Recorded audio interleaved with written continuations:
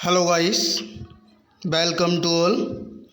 आप सभी का आपके अपने चैनल यूपी टीचर अड्डा पर बहुत बहुत स्वागत है। जो भी हमने पिछले लेक्चर अपलोड किए हैं आप लोगों ने बहुत ही प्यार दिखाया, तो इसी के क्रम में आगे हमारा ये लेक्चर नंबर 5 है, जिससे 4 वीडियो हम पहले अपलोड कर चुके हैं, जिस पे आप सभी ने बहुत ज़्यादा ही देखा और सराहा। तो आज हम लोग इस वीडियो को भी स्टार्ट करते हैं और इसमें भी देखेंगे बहुत सारे कमेंट भी हैं इसमें, और बहुत सारे वैसे भी क्वेश्चन हैं। तो बहुत बड़े बड़े लेंदी क्वेश्चन इसमें भी हैं कुछ, तो इन सभी को हम लोग हल करेंगे। तो आज हम लोग विलियम शेक्सपियर के जो स्टार्टिंग के लगभग 200-250 जो क्वेश्चन हैं उनको कवर करने के बाद फिर अगला जो वीडियो हमारा आएगा फिर वो प्ले बाई आएगा, यानी कि जैसे उसमें डिवाइड किया गया है 1 बाई 1 प्ले के हिसाब से, तो प्ले बाई आएंगे। पहला प्ले आपका हैमलेट कराएंगे। तो आज जो हमारी जो सीरीज़ है चल रही है वो 201 से आगे को चलेंगे। लगभग 50 क्वेश्चन इसमें भी हैं, बहुत अच्छे क्वेश्चन हैं, इनको भी देखेंगे, हम एक्सप्लेन करेंगे। बने रहिए हमारे साथ, प्यार बनाए रहिए, जिससे कि हम सभी क्वेश्चन को आसानी से कर पाएँ। तो देखिए फ्रेंड, ये पहला क्वेश्चन है आपका, तो आप इसको सॉल्व करें। क्या है ये जो कमेंट है, ये कमेंट किया है, Shakespeare is the canon, he sets the standard and the limits of literature. ये किसने कहा है? यानी कि थॉमस कार्लाइल हैं, या फिर हैरोल्ड ब्लूम हैं, या फिर D.H. लॉरेंस, या ओटो मारिया कार्पेक्सू हैं। कौन है ये बहुत ही अच्छा कमेंट है। तो ये बताइए किसने किया है फ्रेंड। यानी कि इस कमेंट का हिंदी का अर्थ बोलें तो कहते हैं कि शेक्सपियर ही साहित्य का मापदंड है। यानी कि शेक्सपियर ही क्या है? साहित्य का मापदंड है। यानी कि कैनन मीन्स होता है यहाँ पर मापदंड, यानी ही सेट्स द स्टैंडर्ड, यानी कि उसने ही, यानी वही साहित्य का मानक और सीमाएं निर्धारित करता है। क्या करता है? मानक और सीमाएं निर्धारित करता है। यानी कहा जाए तो शेक्सपियर ही सबसे बड़ा, सबसे उच्च दर्जे का है। बाकी सब नीचे, अगर कोई किसी की भी तुलना की जा रही है तो शेक्सपियर से करते हैं। यानी शेक्सपियर ही क्या है? एक मानक है, यानी एक मानक। तो इसमें क्या होने वाला है फ्रेंड, आप बताइए। बहुत अच्छा क्वेश्चन है। थॉमस कार्लाइल हैं, हैरोल्ड ब्लूम हैं, D.H. लॉरेंस हैं। तो ये किसने कहा था विलियम शेक्सपियर के लिए दोस्त? तो ये कोई और नहीं है आपके, ये यहाँ पर हैरोल्ड ब्लूम हैं। बहुत ही अच्छा क्वेश्चन है। कौन है ये? हैरोल्ड ब्लूम हैं। तो यहाँ पर क्वेश्चन नंबर बी होने वाला है राइट आपका। तो नेक्स्ट क्वेश्चन पे हम चलते हैं। यहाँ पर नेक्स्ट क्वेश्चन है ये फ्रेंड, आपका जो क्वेश्चन है यहाँ पर बी, यानी कि जो राइट ऑप्शन है वो बी है, लेकिन यहाँ पर ये गलत टाइप हो गया है, यानी कि हैरोल्ड ब्लूम है। ठीक है, तो ध्यान देना ये। तो नेक्स्ट क्वेश्चन है आपका हु रोट, यानी कि हु रोट, ये आपका यहाँ ये चीज़ ध्यान देना है। ये जो ऑप्शन ये यहाँ पर ये फिल हो गया, ये गलत हो गया।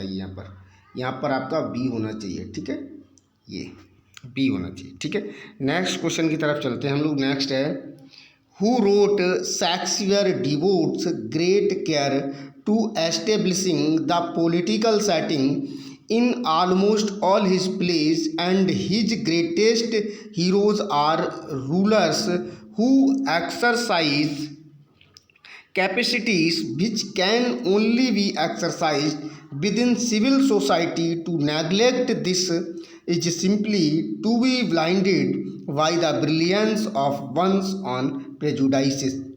तो बताना है इसका आंसर क्या होने वाला है। तो यहाँ पर ऑप्शन देख लीजिए फ्रेंड, ये लंबा क्वेश्चन है इसलिए आ नहीं पाया। यहाँ पर ये एलन ब्लूम हैं, या फिर हैरोल्ड ब्लूम हैं, या D.H. लॉरेंस हैं, या ओटो मारिया कार्पेक्सू हैं। कौन है यहाँ पर?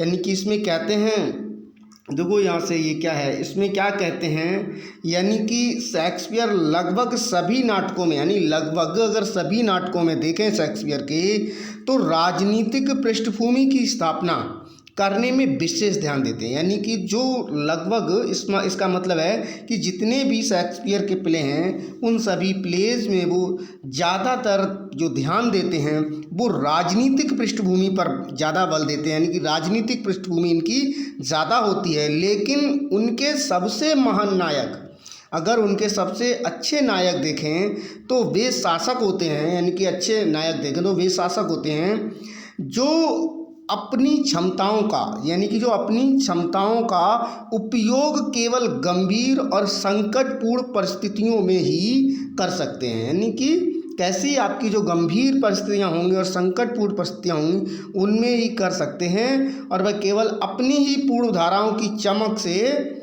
यानी कि अपने आप को क्या कर सकते हैं, यानी कि अपने आप को निखार सकते हैं।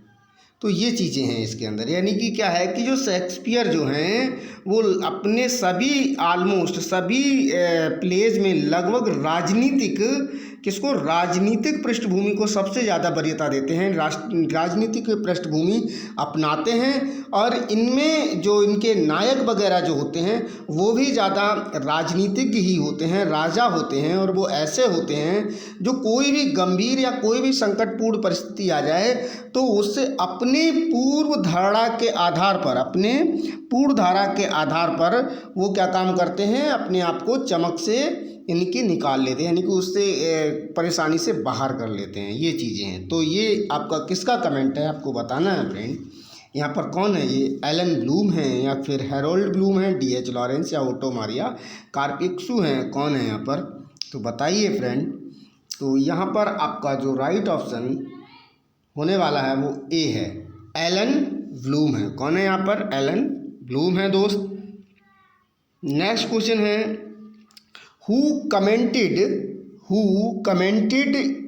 इन द वर्ड्स, यानी कौन ये लिखता है कि Shakespeare found many ingenious ways to make it seems that his greatest plays unfolded of themselves like a destiny rather than by a technical experts scheming।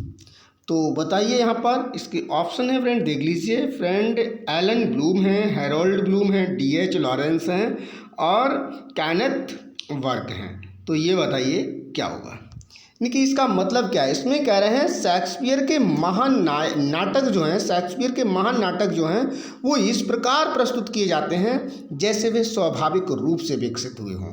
यानी कि किसी भी किसी एक्सपर्ट के द्वारा इसको पहले से फिक्स ना किया गया है। कहा जाता है कि एक अचानक कोई इंसिडेंट है, यानी कि ये अकस्मात ही स्वतः ही, यानी प्राकृतिक रूप से इनके प्ले जो हैं वो स्वतः ही बने हैं, स्वतः ही प्रकट हुए हैं। इनको किसी पूर्व योजना के अनुसार किसी एक्सपर्ट के द्वारा किसी टेक्निकलिटी के साथ नहीं बनाया गया है। ये जो है शेक्सपियर इनमें अपनी जीनियस को दिखाने का काम करते हैं। यानी कि ये जो कहा गया है कि जो शेक्सपियर के जो प्ले हैं वो स्वतः ही यानी कि निर्मित हुए हैं, स्वतः ही प्रस्तुत हुए हैं। इनको किसी एक्सपर्ट के द्वारा पूर्व से निर्धारित किसी टेक्निक के द्वारा नहीं बनाया गया है। तो ये कमेंट कौन करते हैं फ्रेंड, आपके ये बताना है। एलन ब्लूम है या फिर हैरोल्ड ब्लूम है या फिर यहाँ पर D.H. लॉरेंस हैं या फिर केनेथ वर्क हैं, कौन है दोस्त बताइए। यहाँ पर बहुत ही अच्छा आपका प्रश्न है। तो यहाँ पर राइट ऑप्शन होने वाला है आपका केनेथ वर्क होने वाला है। Right option will B D होगा यहाँ पर। तो चलते हैं हम लोग नेक्स्ट क्वेश्चन पे। अगला क्वेश्चन है who commented in the words, यानी कि कौन कमेंट करता है a good metaphor for the action of casual incidental relationship among words and ideas in Shakespeare is patina. तो आप बताएंगे यहाँ कौन है, किसका है ये कमेंट। तो इसमें क्या होता है कि शेक्सपियर जो होते हैं वो शेक्सपियर की जो रचनाएं हैं उस रचनाओं में शब्दों और विचारों के बीच आकस्मिक और अप्रत्याशित संबंध की क्रिया के लिए एक अच्छा रूपक जो वर्ड बोला है वो पैटिना बोला है। तो ये कौन कमेंट कहता है, यानी कि उनकी जो इनकी अप्रत्याशित और आकस्मिक जो उनके शब्द और उनके जो विचार हैं हैं, उनके बीच में जो मेल मिलाप है उस मेल मिलाप के लिए यानी कि शेक्सपियर की पूजा कहते हैं। पैटिना का मतलब शेक्सपियर की पूजा, यानी कि यहाँ पर पैटिना वर्ड का यूज किया गया है। तो ये जो है बताया है पैटिना है उनके विचार वगैरह। तो ये कौन है यहाँ पर, तो आपको बताना है फ्रेंड। तो इस क्वेश्चन का आंसर क्या होने वाला है, तो यहाँ पर आपका स्टीफन बूथ होने वाला है। कौन सा स्टीफन बूथ होने वाला है, तो ये right option will be B होगा यहाँ पर। नेक्स्ट है द टर्म बाडोल्ट्री ड्राइव्स, यानी कि ये जो टर्म है वो बाडोल्ट्री ड्राइव्स की गई है फ्रॉम, कहाँ से, यानी कि coinage wardolatry combining the word ward and idolatry, यानी कि वार्ड और आइडोल्ट्री से मिलकर बना है। Why refers to the excessive adulation, यानी बढ़ती हुई युवावस्था ऑफ शेक्सपियर। तो ये किसने कहा है, यानी कि ये जो कहाँ से लिया गया है, तो ये जी.बी. शॉ हैं, मैथ्यू आर्नोल्ड हैं, बेन जॉनसन हैं या फिर ड्राइडेंस हैं। यानी ये किसका कमेंट है, यानी किनसे लिया गया है, कहाँ से बना है ये यानी कि बाडोल्ट्री जो शब्द है यानी वार्ड प्लस आइडोल्ट्री है। तो इस शब्द का मतलब क्या है आपको बताना है। तो ये इसका आंसर क्या होने वाला है, राइट आप बताइए जल्दी से फ्रेंड क्या होने वाला है। तो यहाँ पर आपका राइट ऑप्शन ए होगा। कौन होंगे, जी.बी. शॉ होंगे दोस्त, ठीक है। नेक्स्ट क्वेश्चन है हु यूज्ड द फ्रेज, यानी इस फ्रेज को कौन यूज करता है, still waxed vermouths for the immortal pages of Hakluyt, इसे कौन यूज करता है फ्रेंड बताइए। यानी कि ये जो वर्ड है आपका ये है स्टिल वैक्स्ड वर्मूथ्स, ये आपका टेम्पेस्ट, यानी जो टेम्पेस्ट के अंदर जो बरमूडा द्वीपों के बारे में तूफानी स्वभाव को दर्शाया जाता है उसके बारे में बात करता है। यानी स्टिल वैक्स्ड और वर्मूथ जो है ये क्या बताता है, जो द टेम्पेस्ट है उस टेम्पेस्ट में जो वो तूफान आता है अंदर से बरमूडा द्वीपों के अंदर, जिससे वो पूरा का पूरा जहाज और नाव सब क्या होती हैं उथल पुथल हो जाती हैं। तो उसके बारे में यहाँ पर जो उसके बारे में बताया जाता है, उसके लिए स्टिल वैक्स्ड बरमूथ्स का यूज किया गया है। तो इमोर्टल पेजेस ऑफ हैक्लूट के द्वारा है। तो इसको कौन यानी उसमें दिया है, तो कौन इसे यूज करता है वो बताना है आपको। तो यहाँ पर सर थॉमस बिट हैं या रिचर्ड क्रॉसवे हैं या फिर विलियम शेक्सपियर, टी.एस. एलियट। तो आपको पता है ये टेम्पेस्ट किसका है, विलियम शेक्सपियर का है, तो वही यूज करते होंगे। तो यहाँ पर ये सी ऑप्शन राइट है, ठीक है फ्रेंड।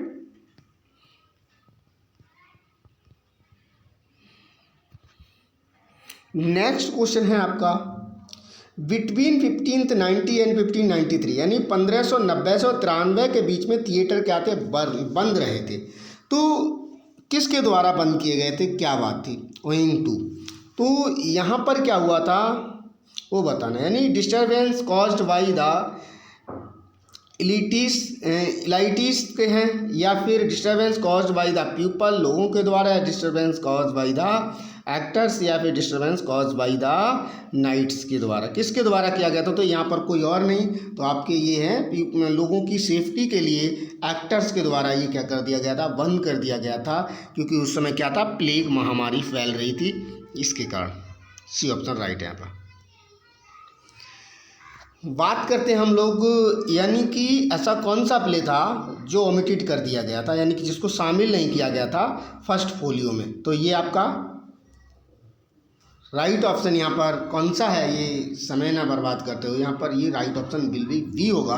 पेरिक्लिस था जिसको यहाँ पर शामिल नहीं किया गया था, ओमिटेड कर दिया गया था। अगला है who says the following lines and my poor fool in hand, no no no life, why should a dog a horse a rat have life and thou no breath at all. तो यहाँ पर आपको बताना है ये जो comment बोला गया है वो कहाँ बोला गया है और किसने बोला है, ये बताना है आपको। तो फ्रेंड ये जो कमेंट है किंग लियर बोलता है। किंग लियर में अपनी बेटी को जब फांसी की सज़ा दी जा रही होती है, हैंग किया जा रहा होता है, लटकाया जा रहा होता है, तो उस समय ये डायलेमा में होते हैं किंग लियर। तो उस बात को उस समय ये कमेंट बोलते हैं क्या नाम है, किंग लियर बोलते हैं इस कमेंट को। सी ऑप्शन राइट है। अगला है he was the man who of all modern and perhaps ancient poets had the largest and most comprehensive soul who said this is praise of Shakespeare. यानी ये comment कौन बोलते हैं, यानी कि चार्ल्स लैम हैं या फिर एस.टी. कॉलरेज हैं या फिर जॉन ड्राइडन हैं या फिर डॉक्टर जॉनसन है। कौन बोलता है इस कमेंट को, यानी कि किसने शेक्सपियर की प्रशंसा की है, यानी कि ये प्रशंसा जो है वो किसने की है कि वह ऐसा व्यक्ति था जिसके पास सभी आधुनिक और, यानी कि जिसके पास में क्या था, सभी आधुनिक और शायद प्राचीन कवियों में सबसे बही और व्यापक आत्मा थी। यानी कि ये जो है, ये कौन प्रशंसा करता है कि शेक्सपियर एक ऐसा व्यक्ति था कि सभी जितने भी आधुनिक और प्राचीन जितने भी लेखक वगैरह थे या फिर जो कवि थे, उन सभी में अगर बहुत ज़्यादा व्यापक आत्मा की बात की जाए तो वो केवल और केवल आपके विलियम शेक्सपियर थे। तो ऐसा कौन कहते हैं, ये आप लोगों को बताना है फ्रेंड, कौन हो सकते हैं ये। तो ये आपके जॉन ड्राइडन साहब हैं। कौन है ये, जॉन ड्राइडन का कमेंट है। Right option will be C होगा यहाँ पर, ठीक है।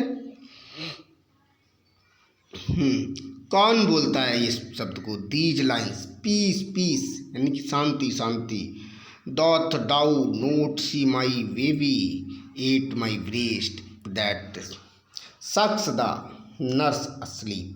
यानी कि लेडी मैकबेथ में मैकबेथ बोलती है, मिरिंडा में मिरिंडा टेम्पेस्ट में, लेडी मैकबेथ मैकबेथ में बोलती है, मिरिंडा टेम्पेस्ट में, या फिर Cleopatra in Antony and Cleopatra, Portia in the Merchant of Venice. किसमें कौन बोलता है इस लाइन को, आप लोगों को फ्रेंड बताना है।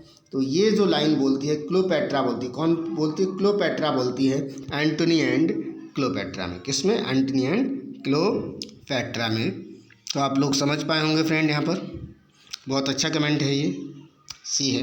अगला है who wrote in his notebook, यानी अपने नोटबुक में कौन लिखता है, Shakespeare, Dryden and Ben Jonson had a merry meeting and it seems drunk too hard for Shakespeare died of a fever there contracted.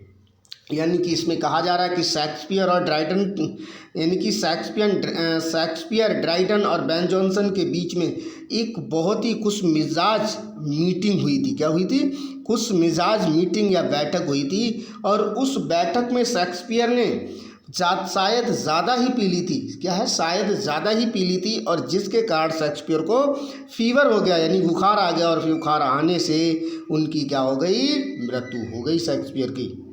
तो ये किसने अपने उसमें लिखा है, तो यहाँ पर देखेंगे आप लोग, ये रिचर्ड सीजन ऑफ लंदन या फिर बेन जॉनसन है, John bard the voice of Stratford या फिर यहाँ पर हेनरी कॉन्डेल। ये कौन है फ्रेंड, बताइए। यहाँ पर अच्छा प्रश्न है आपका, यानी कि क्या हो सकता है, नया भी क्वेश्चन आपको लग सकता है।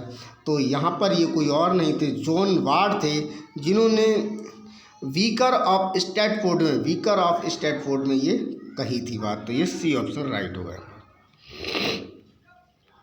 नेक्स्ट है in which of his novel does Italo Calvino constructed his narrative through a टाटो पार्क ऑफ कार्ड एंड reinterpreted the West canon, providing new versions of Oedipus Rex, Faustus, Hamlet, Macbeth and King Lear। यानी कि इसके बारे में आपको बताना है इस कमेंट में क्या है कि कौन था, यानी किसमें, किस वर्क में ये चीज़ बताई गई थी, यानी किस वर्क में कहा गया है कि इन्होंने आपके जो कार्ड है, यानी कि टाटो कार्ड, यानी कि टाटो कार्ड के द्वारा इन्होंने दोबारा से लिखा, यानी कि रीवर्जन दिया। किसका, ऑडिपस रेक्स का, फास्ट का, और फिर हैमलेट, मैकबेथ और इसका किंग लियर, इन सभी का इन्होंने रीवर्जन दिया था। तो ये किस में दिया था, इनविंसिबल सिटीज में दिया, the castle of cross destinies में दिया, the path to the nest of spiders में दिया, या फिर और एंकेस्टर्स में दिया, एंसेस्टर्स में दिया। तो ये किस में दिया था, तो यहाँ पर आपको बताना है फ्रेंड। ये बहुत अच्छा प्रश्न है आपका। तो ये राइट ऑप्शन यहाँ पर क्या होने वाला है फ्रेंड, तो यहाँ पर आपका जो राइट ऑप्शन जो होने वाला है वो होने वाला है आपका we.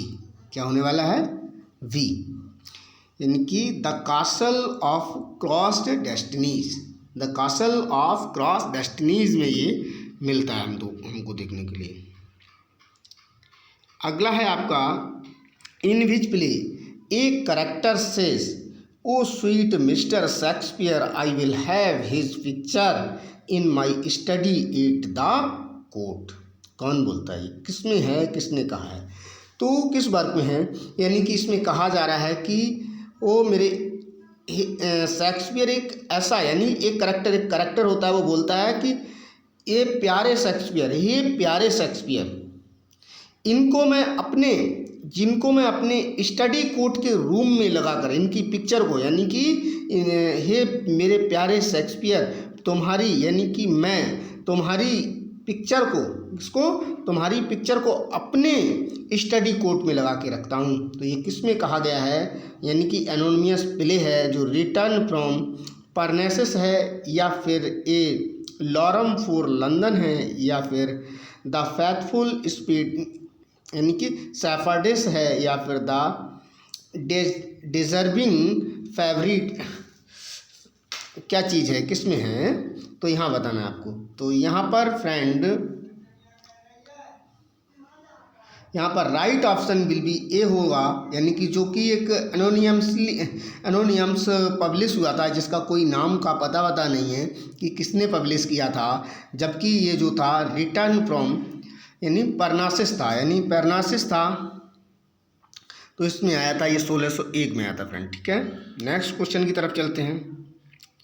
Which volume was prefaced with a poem by Ben Jonson in which John presently hails Shakespeare in a now famous quote is not of an age but for all time, यानी कि ये किस में, यानी किस volume में आया था, जिसको वेन जॉनसन ने दिया था, यानी कि जिसको किसने दिया था, वेन जॉनसन ने दिया था, जो भी क्या बना था, ये एक प्रीफेस बना था, यानी नोट फॉर एन एज, यानी वो केवल एक समय के लिए नहीं थे, बट फॉर ऑल टाइम, वो लेकिन वो क्या थे, वो तो हमेशा के लिए थे, वो तो अमर हैं, यानी कि वो पहले भी थे, अभी भी हैं और आगे भी रहेंगे। यानी शेक्सपियर जो थे वो कोई एक समय के लिए नहीं थे, वो तो अजर और अमर थे, यानी कि वो हमेशा के लिए थे। तो ये प्रीफेस कौन सा था, फर्स्ट फोलियो 1623 का था, या फिर ड्रामेटिक रोमांसिस था, या फिर रूट्स बर्थ ऑफ बिट का था,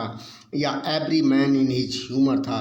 तो आपको बहुत पता होगा फ्रेंड, ये फर्स्ट फोलियो का प्रीफेस था। क्या था, फर्स्ट फोलियो का प्रीफेस था जो वेन जॉनसन ने दिया था 1623 में। ये है यहाँ पर right option. Which of the following is considered the first edition of the work of William Shakespeare, यानी कि विलियम शेक्सपियर के यानी पहले एडिटर के रूप में जो जाने जाते हैं, यानी कि जिन्होंने पहले बार विलियम शेक्सपियर के बारे में कुछ लिखा, या फिर विलियम शेक्सपियर की जिसको बायोग्राफी वगैरह को लिखा था, तो पहले जो एडिटर के रूप में जिन्हें जाना जाता है वो आपके कौन है, ये बताना है हम लोगों को। तो निकोलस रॉ थे, या फिर विलियम वारबर्टन थे, या फिर थॉमस हैमर थे, या फिर लुइस थियोबाल्ड थे। तो यहाँ पर आपको सबको पता है दोस्त, यहाँ पर right option will be A होगा, यानी कि कौन थे आपके, निकोलस रॉ थे, जिनके फर्स्ट बायोग्राफर भी माने जाते हैं ये। Who wrote a short biography of Shakespeare entitled some account of the life of mister William Shakespeare. तो अभी मैंने आपको आंसर बता दिया था आपको, कौन थे वो, निकोलस रॉ थे, जो इनके फर्स्ट बायोग्राफर के रूप में जाने जाते हैं। इन्होंने छोटी सी एक बायोग्राफी दी थी विलियम शेक्सपियर के बारे में। तो यहाँ पर right option will be A होगा दोस्त। तो नेक्स्ट क्वेश्चन की तरफ चलेंगे। Who has written the popular book Shakespeare sex and love. तो ये जो बुक थी, पॉपुलर बुक जो थी, यानी कि शेक्सपियर सेक्स एंड लव, इसको जो लिखने वाले थे वो आपको बताने हैं दोस्त, लुइस थियोबाल्ट थे, या फिर स्टैनली वेल्स थे, या फिर थॉमस हैमर थे, या फिर जी.ई. वेंटले थे। तो यहाँ पर आपका राइट ऑप्शन होने वाला है दोस्त, यहाँ पर वो कोई और नहीं, आपका वी होने वाला है, यानी स्टैनली वेल्स थे यहाँ पर ये राइट ऑप्शन। ठीक है, नेक्स्ट क्वेश्चन है आपका, eight what age Shakespeare appears to have retired to Stratford where he died 3 years later। यानी कि शेक्सपियर जो थे कि वो कितनी एज थी जिस एज में वो रिटायर्ड हो गए थे, जिसके बाद में इन्होंने लिखना बंद कर दिया गया था ऑफिशियल रूप से, जिसके 3 साल बाद उनकी मृत्यु हो गई थी। तो यहाँ पर वो एज आपकी 49 थी, इसमें लगभग 1613 की बात की जाती है, या फिर एज इनकी 46 थी जिसमें इनकी एज यानी 1610 की बात की जा रही है, या फिर 47 साल के थे जो 1611 की बात की जा रही है, या फिर 44 साल के थे जिसमें 1608 की बात की जा रही है। तो वो कौन सी एज थी इनकी? तो दोस्त यहाँ पर आप सभी को पता है फ्रेंड, नहीं गाइस, क्या है, ए ऑप्शन राइट है, यानी कि वो 49 की एज थी, जो लगभग 1613 में ये पूर्ण रूप से क्या हो गया था, इन्होंने यानी कि लिखने से छोड़ दिया था, लिखना छोड़ दिया था, यानी कि यहाँ से रिटायर्ड हो गए थे स्क्रीन, जबकि इनके 3 साल बाद 1600 यानी कि 16 में इनकी मृत्यु हो गई थी। ठीक है, ये डेथ हो गई थी। In which work Ben Jonson presently hailed Shakespeare in a now famous quote as not of an age but for all time। तो ये जो है किस में कहा गया है, यानी कौन सा वर्क है बेन जॉनसन का, किस में प्रेजेंटेड होता है ये वर्ड बहुत ज़्यादा बार, यानी कि हाइल से, यानी कि काफ़ी बार ये कोट आता है, नोट फॉर एन एज। अभी हमने आपको बताया था, यानी शेक्सपियर केवल एक समय के लिए नहीं थे, वो तो हमेशा के लिए अमर थे।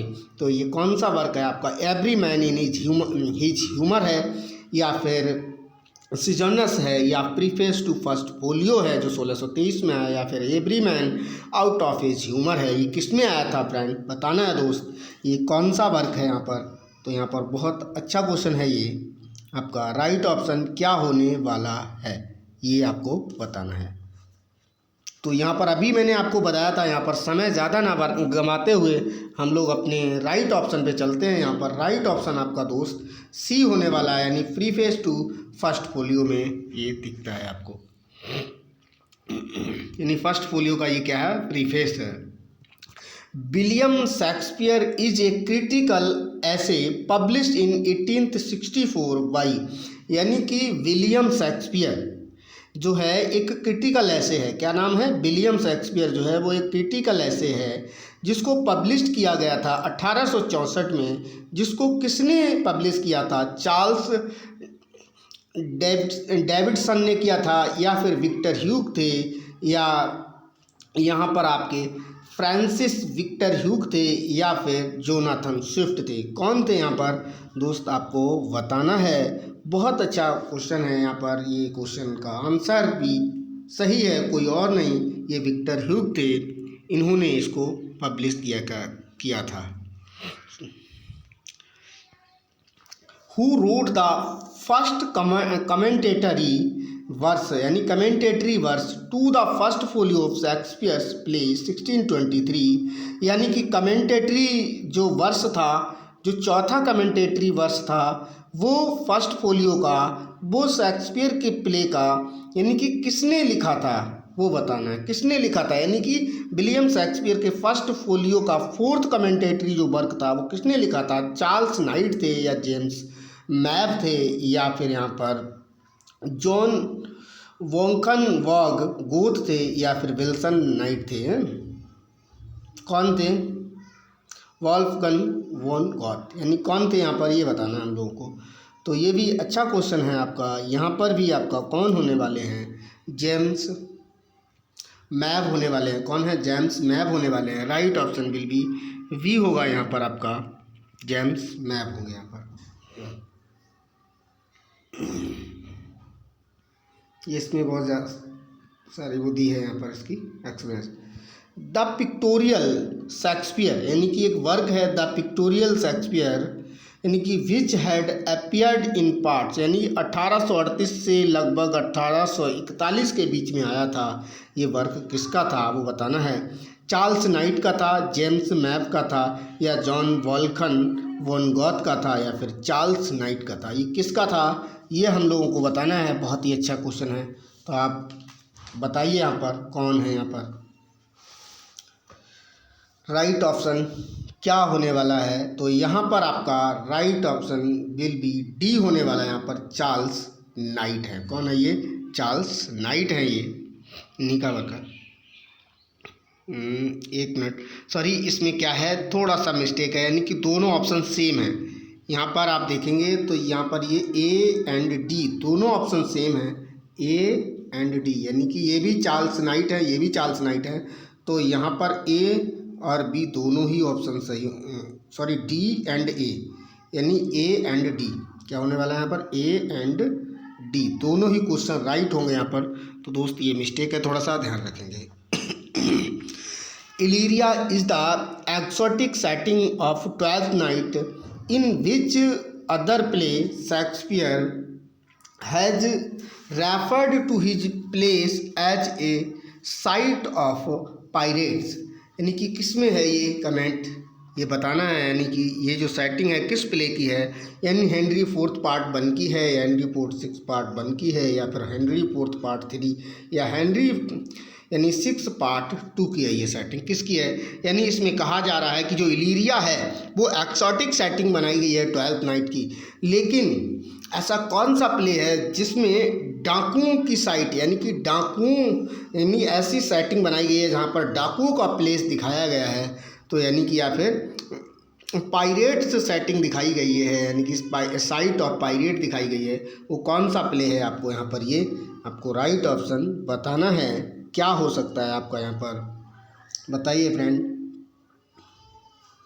यहाँ पर आपका राइट जो ऑप्शन होने वाला है हेनरी 6 पार्ट 2, क्या होगा, हेनरी 6 पार्ट 2, यानी कि will be D, right option will B D होगा। हेनरी 6 पार्ट 2 की ये सेटिंग जो है वो डाकू की पायरेट के रूप में बताई गई है। अगला है क्वेश्चन, मालवोलियो एक कॉमेडी ऑफ हेरर्स और the impostor is a verse play written by, यानी एक प्ले है मालवोलियो एक कॉमेडी ऑफ हेरर्स है, यानी कि एक मालवोलियो प्ले है जिसको हम लोग क्या बोलते हैं, एक कॉमेडी ऑफ हेरर्स, या फिर the impostor is a verse play written by, ये किसके द्वारा, यानी एमिली C.A. सेंडर हैं, या फिर जेम्स मैब हैं, या फिर जॉन वॉल्कगन वॉन गोथ हैं, या फिर चार्ल्स नाइट हैं। तो यहाँ पर फ्रेंड ये राइट ऑप्शन आपका ए होने वाला है, एमिली C.A. सेंडर हैं। ये कौन है, एमिली C.A. सेंडर हैं। नेक्स्ट क्वेश्चन है, Malvolio's revenge is a popular fictional work by, यानी कि एक वर्क है मालवोलियोस रिवेंज, क्या है, मालवोलियोस रिवेंज जो फिक्शनल वर्क है, तो यानी काल्पनिक वर्क है, तो ये किसका है आपको, एमिली सेंडर का है, जेम्स मैप का है, गोथ का है, या फिर सोफी मैसन का है। तो यहाँ पर राइट ऑप्शन क्या होने वाला है फ्रेंड, बता दीजिए आप क्या होने वाला है यहाँ पर। तो यहाँ पर आपके राइट ऑप्शन जो होने वाला है वो डी होने वाला है, मोफी मैसन है। कौन है ये, सॉरी सोफी मैसन है, जिनका ये वर्क है क्या है, मालवोलियोस रिवेंज, यानी मालवोलियो का बदला। तो यहाँ पर अगला है क्वेश्चन आपका, हु पब्लिश्ड ऑक्सफोर्ड लेक्चर्स, यानी कि ऑन पोइट्री, यानी कि Oxford lectures on poetry 1909 which includes an essay, जिसमें एक ऐसे लिया गया है on Shakespeare's Antony and Cleopatra, यानी कि शेक्सपियर का प्ले जो है वो एंटनी एंड क्लियोपेट्रा को शामिल किया गया है। एंड एन ऐसे एनटाइटल्ड, एक ऐसे है जिसका टाइटल है शेक्सपियर द मैन, इसकी शेक्सपियर द मैन। तो इसमें क्या पूछा है, जिसको किसने पब्लिश किया था, यानी कि ऑक्सफोर्ड लेक्चर्स ऑन पोइट्री, यानी कि Oxford on lectures on poetry को किसने पब्लिश किया गया था, यानी कि ये जो कलेक्शन है ऑक्सफोर्ड लेक्चर्स ऑन पोएट्री, इसको किसने पब्लिश किया गया था, जिसमें कुछ वर्क को इंक्लूड किया गया है। एक शेक्सपियर का जो वर्क है एंटनी एंड क्लियोपेट्रा है, एक है जिसका एंटाइटल है शेक्सपियर्स द मैन यानी शेक्सपियर द मैन। तो ये किसने किया गया था, तो AC ब्रैडले साहब हैं या फिर जेम्स मैव हैं या गोथ हैं या सोफी मैसन हैं। बहुत ही अच्छा प्रश्न है, आप बताएंगे फ्रेंड क्या होने वाला है।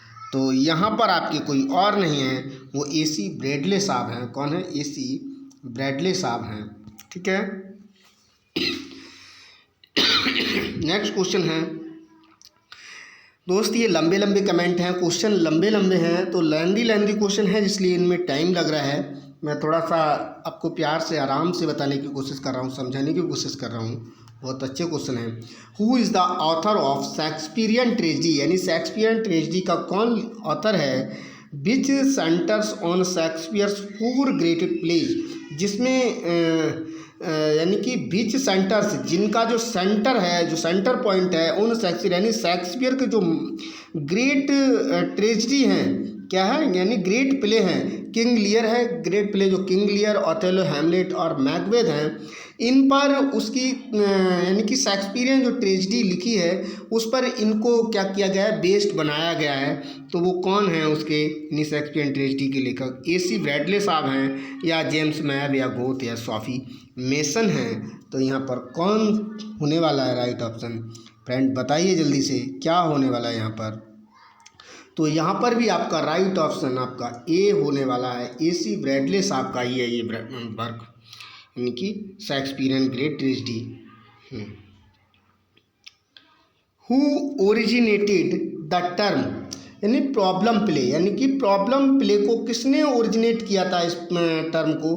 With regard to Shakespeare's a few plays, यानी कि with regard to Shakespeare's a few plays, with regard क्या है, regard to Shakespeare's a few plays, यानी किसने ओरिजिनेट किया था, यानी प्रॉब्लम प्ले नहीं शेक्सपियर के लिए, यानी कि शेक्सपियर के कुछ प्लेस के लिए, यानी कुछ प्ले हैं शेक्सपियर के, वो प्रॉब्लम प्लेस के नाम से जाने जाते हैं। क्या किसके नाम से जाने जाते हैं, प्रॉब्लम प्लेस के नाम से जाने जाते हैं। शेक्सपियर के कुछ प्ले हैं, उनके लिए ये टर्म दिया था, क्या दिया था, प्रॉब्लम प्ले। उन प्ले को क्या बोला गया था, प्रॉब्लम प्लेज बोला गया था। तो प्रॉब्लम प्ले जो वर्ड है ये किसने ओरिजिनेट किया था वो आपको बताना। AC ब्रैडले साहब थे या जेम्स मैप थे या गोथे थे या फिर फ्रेडरिक बॉस थे, ये किसने इस वर्ड को क्वाइंड किया था दोस्त, ये आपको बताना है यहाँ पर। तो यहाँ पर आपके वो कोई और नहीं थे, वो यहाँ पर फ्रेडरिक बॉस थे। कौन थे ये यहाँ पर आपके फ्रेडरिक बॉस थे। ये राइट ऑप्शन यहाँ पर D होने वाला है यहाँ पर। ठीक है दोस्त,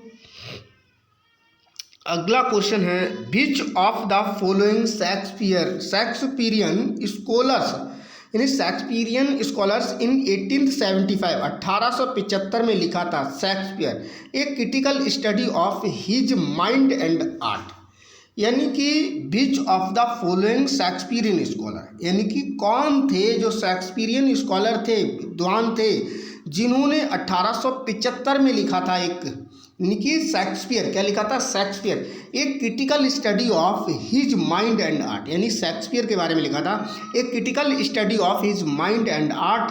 तो वो कौन थे, चार्ल्स नाइट थे या एडवर्ड डॉर्डन थे या फिर जॉन गॉथ थे या फिर विल्सन नाइट थे। दोस्त यहाँ पर इनका आपका राइट ऑप्शन बताना है, यानी कि ये क्वेश्चन फिर देख लीजिए, जिसके ऑप्शन क्या रहे आपके ये हैं। तो आप इसका आंसर बताने की कोशिश करें दोस्त, क्या होने वाला है।